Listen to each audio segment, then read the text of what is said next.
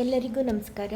Welcome back to my channel. ಇವತ್ತು white pasta ಮಾಡ್ಕೊಳ್ತಾ ಇದ್ದೀನಿ. ಅದಕ್ಕೆ ನೋಡಿ, ಇದು ಪಾಸ್ತಾ ತೊಗೊಂಡಿದ್ದೀನಿ 1 ಕಪ್ಪು. ಅದನ್ನೀಗ ನೀರಿಗೆ ಹಾಕ್ಬಿಟ್ಟು ಸ್ವಲ್ಪ ಉಪ್ಪು ಹಾಕ್ಬಿಟ್ಟು 1 ಸ್ಪೂನ್ ಎಣ್ಣೆ ಹಾಕ್ಬಿಟ್ಟು ಇವಾಗ ಬೇಯಕ್ಕಿಟ್ಟಿದ್ದೀನಿ. ಇದು ಒಂದು ಸ್ವಲ್ಪ ಮುಕ್ಕಾಲು ಹಸಿ ಬೆಂದ ಮೇಲೆ ಇದನ್ನು ನಾವು ಅದನ್ನು ಬಗ್ಗಿಸ್ಕೊಂಬಿಡೋಣ. ನೀರು ಚೆಲ್ಬಿಟ್ಟು ಒಂದು ಸ್ವಲ್ಪ ತಣ್ಣೀರು ಹಾಕ್ಬಿಟ್ಟು ಅದನ್ನು ರೆಡಿ ಮಾಡ್ಕೊಳ್ಳೋಣ. ನೋಡಿ, ಆಗಿದೆ ಅದು. ಈಗ ನಾನು ಒಂದು ಕಡಾಯಿ ಇಟ್ಟಿದ್ದೀನಿ, ಅದಕ್ಕೊಂದೆರಡು ಸ್ಪೂನ್ ಎಣ್ಣೆ ಹಾಕಿದ್ದೀನಿ. ಬೆಳ್ಳುಳ್ಳಿ ಒಂದು 5-6 ಬೆಳ್ಳುಳ್ಳಿನ ಸಣ್ಣ ಸಣ್ಣದಾಗಿ ಕಟ್ ಮಾಡ್ಕೊಂಡಿದ್ದೀನಿ, ಅದನ್ನು ಹಾಕಿದ್ದೀನಿ. ಇವಾಗ ಅದೊಂದು ಚೂರು 1 ಸೆಕೆಂಡ್ ಬಾಡಿಸ್ಕೊಂಡ್ಮೇಲೆ ಕ್ಯಾರೆಟ್ ಕಟ್ ಮಾಡಿ ಇಟ್ಕೊಂಡಿದ್ದೀನಿ. 1 ಕ್ಯಾರೆಟ್ನ ಸಣ್ಣ ದಪ್ಪ ಕಟ್ ಮಾಡಿ ಇಟ್ಕೊಂಡಿದ್ದೀನಿ, ಅದನ್ನು ಹಾಕಿದ್ದೀನಿ. ಅದ್ರ ನಂತರ ಈರುಳ್ಳಿನೂ ಅಷ್ಟೇ ಅದೇ ಸೈಜಲ್ಲೇ ಈರುಳ್ಳಿನೂ 1 ಈರುಳ್ಳಿ ಕಟ್ ಮಾಡಿ ಇಟ್ಕೊಂಡಿದ್ದೀನಿ, ಅದು ಹಾಕ್ತಾಯಿದ್ದೀನಿ. ನೆಕ್ಸ್ಟು ದಪ್ಪ ಮೆಣಸಿನ್ಕಾಯಿ, 1 ದಪ್ಪ ಮೆಣಸಿನ್ಕಾಯಿ ಅದನ್ನು ಕಟ್ ಮಾಡಿ ಇಟ್ಕೊಂಡಿದ್ದೀನಿ. ಸೇಮ್ ಸೈಜಲ್ಲೇ ಇರಬೇಕು 3.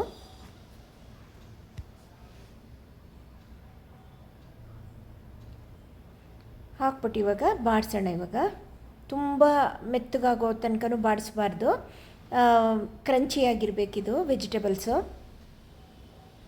ಈಗ ನೋಡಿ, ಅದಕ್ಕೊಂದು ಅರ್ಧ ಸ್ಪೂನ್ ಉಪ್ಪು,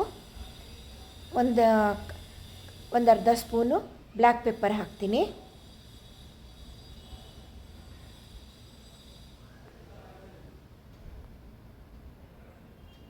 ಈಗ ಇದನ್ನು ಒಂದು ತಟ್ಟೆಗೆ ತೆಕ್ಕೊಂಬಿಡೋಣ. ಹಾಗೆ ರೆಡಿಯಾಗಿದೆ ಅದು.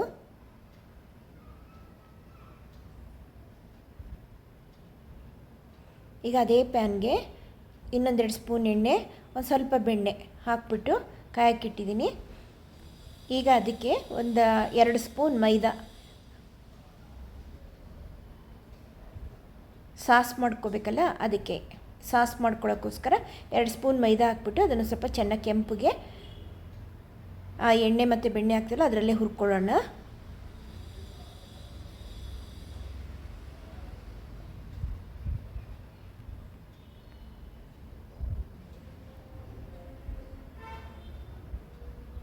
ಇದೊಂಚೂರು ಕೆಂಪಗಾದಮೇಲೆ ಈಗ ಇದಕ್ಕೆ ನಾನು ಒಂದು ಅರ್ಧ ಲೋಟ ಹಾಲು ಹಾಕ್ಕೊಳ್ತೀನಿ.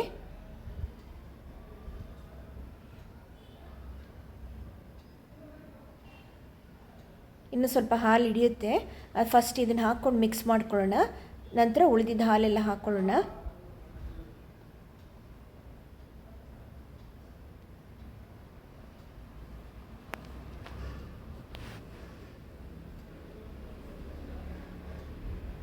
ಈಗ ಅದನ್ನು ಚೆನ್ನಾಗಿ ಮಿಕ್ಸ್ ಮಾಡಬೇಕೀಗ.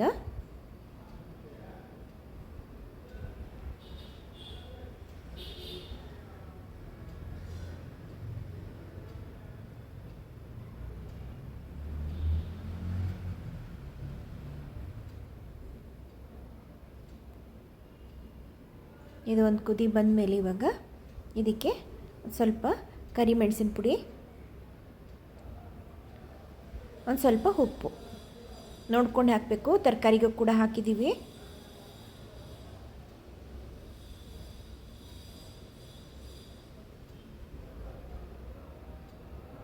ಬಾಡಿಸ್ಕೊಂಡಿದ್ವಲ್ಲ ತರಕಾರಿ, ಅದನ್ನು ಈಗ ಹಾಕ್ಬಿಟ್ಟು ಮಿಕ್ಸ್ ಮಾಡಿಬಿಟ್ಟು 1 ನಿಮಿಷ ಬಿಟ್ಟು ಅದಾದಮೇಲೆ ಈಗ ಬೇಯಿಸಿಟ್ಕೊಂಡಿದ್ವಲ್ಲ ಪಾಸ್ತಾನ ಅದನ್ನು ಹಾಕ್ಬಿಡೋಣ.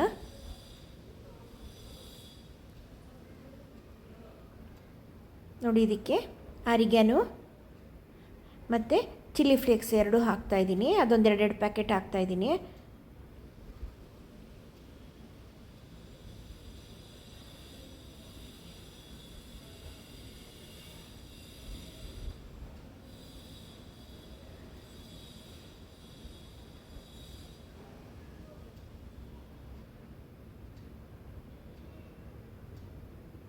ಈಗ ಇದಕ್ಕೆ ಪಾಸ್ತಾ ಮಿಕ್ಸ್ ಮಾಡ್ಕೊಂಬಿಡೋಣ.